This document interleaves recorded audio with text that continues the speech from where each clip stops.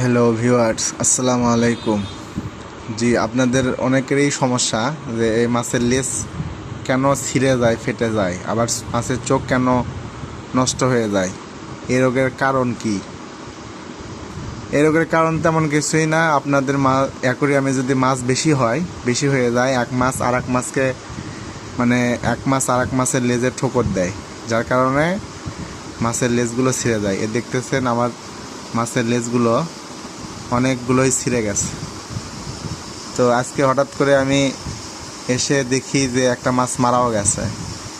এটা কিছুই না, এটা হচ্ছে এই পানির অক্সিজেনের কারণে এরকম হতে পারে, আবার খাবার কম দেওয়ার কারণে হতে পারে।